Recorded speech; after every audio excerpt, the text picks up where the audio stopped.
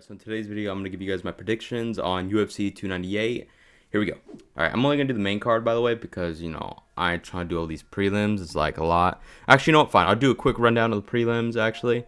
Just a quick, rundown. I'm not going to go in depth, really.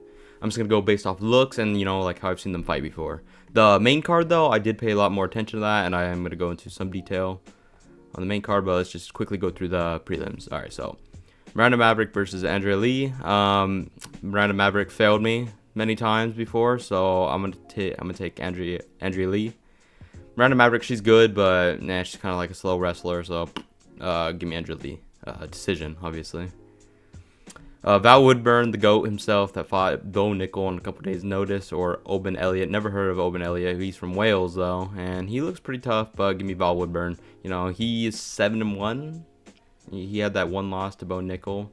But Val Woodburn's tough. He has knockout power. I believe he could probably pull a decision or TKO second round on Oban Elliott. Never seen Oban Elliott, but I don't believe in him at all. So give me Val Woodburn. Alright, Danny Barlow versus Josh Quinlan. I've seen both these guys fight before. Give me Danny Barlow. Danny Barlow's, he got that dog in him. He's actually pretty good. He's a pretty good guy. I think, was he on the Contender Series? Oh, wait, let me make sure.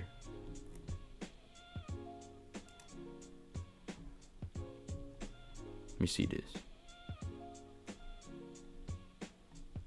Yeah, he's from Memphis. Nah, come on. He fought in the Contender Series, right? 7-0.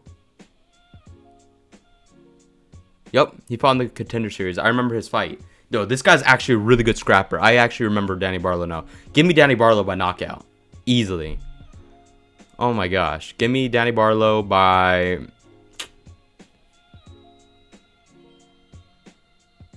second round TKO.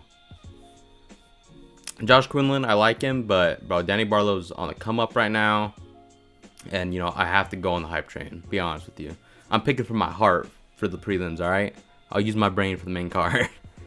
All right, Zhang Minyang or Bretson Ribeiro. I've been hearing a lot of talks of Zhang Minyang. I haven't seen any of these fighters fight before. So give me Zhang Minyang. I like his name. He has a better name. Alright, Rinya Nakamura versus Carlos Vera. Ecuadorian fighter is always tough, but this guy's obviously just the guy that they're going to throw in. Probably can for Nakamura. So give me Nakamura by submission. Round 1. Why am I picking him by submission? Because I don't know, bro. He doesn't look like a knockout guy to me. Now, Justin Taffa versus Marcos de Lima. Bro got knocked out by Derek Lewis in like 13 seconds. And Justin Taffa's coming off, I think, a win, right? From Australia. Let me make sure. Yep, he's coming off a win. So, yeah. Give me Justin Taffa. De Lima just got destroyed by Derek Lewis. And Derek Lewis isn't even good anymore. So, Justin Taffa... I want to say decision, but you know what? Just for the New Zealand crowd, my 2% of New Zealand people that actually watch me, Justin Taffa, give me him by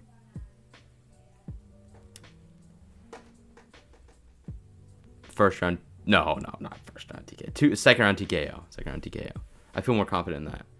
All right, Amanda Lemos versus Mackenzie Dern. Mackenzie Dern looked like trash her last fight. I think she fought Jessica Andrade, right?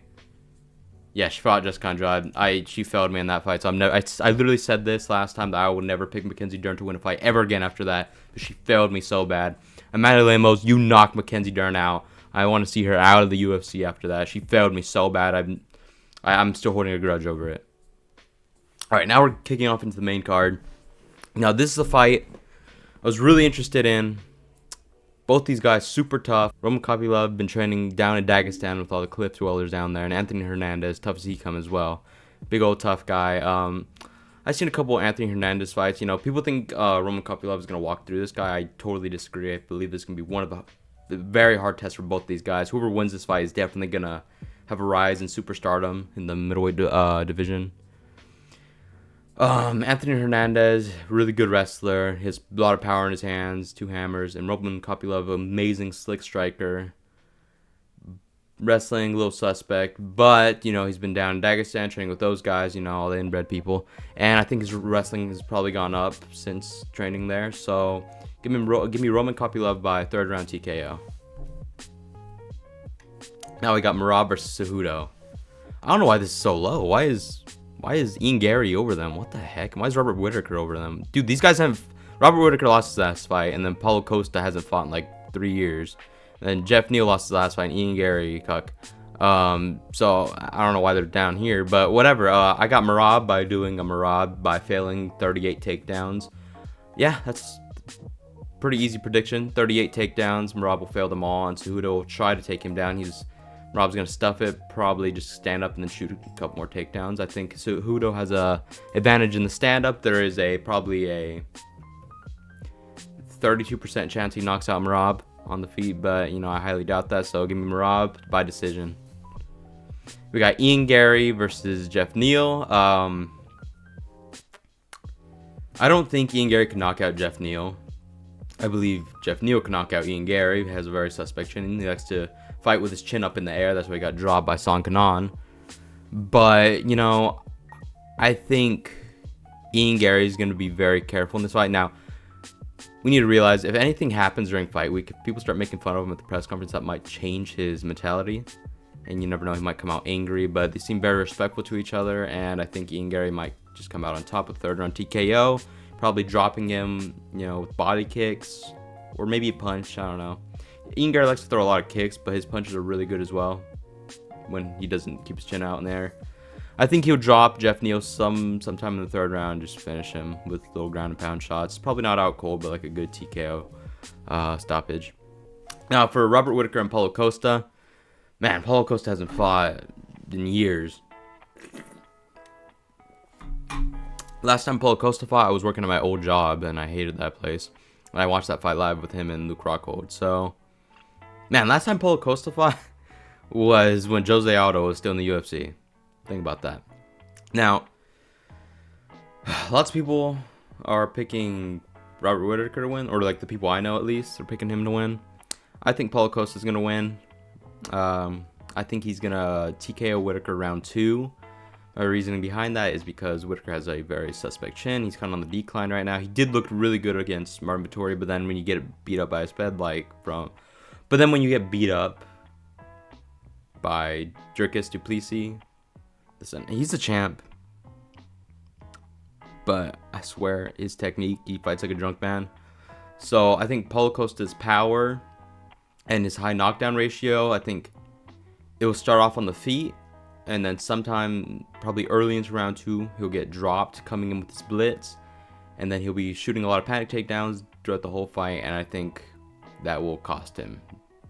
And Paulo Costa will find a way to finish him round 2. And now for the main event, Ilia Topuria versus Alexander Volkanovski. I'm a big Volk fan. I love Volk. I was absolutely depressed when Islam knocked him out. And that was only a couple months ago. And I do believe that Volk is ready for this fight. But I think Ilia's mentality is on a whole nother level.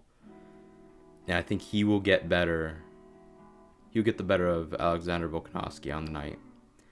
I have Ilia Topuria by 3rd round TKO.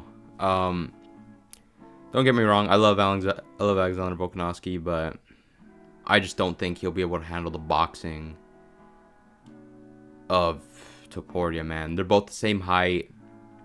You know, I think this is in Topuria's favor.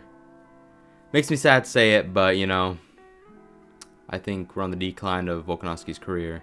And if I'm wrong, then dang. I might be doing a reaction to the fight. You know, I have to work tomorrow. I work at 12 and I get off at like 8. Maybe I might get off at like 6 or 7. If I do, then I will 100%, you know, record my reaction to a lot of these fights. So, you know, those are my picks. Thank you guys for watching. Subscribe and look out for my reaction if I make one. All right, thank you guys. See ya. I was looking at the clock when it struck 12 a.m. Heard a voice in my head told me get up out that bed. So I got down on my knees and I started praying. I said, Lord, I know it's you, what are you saying?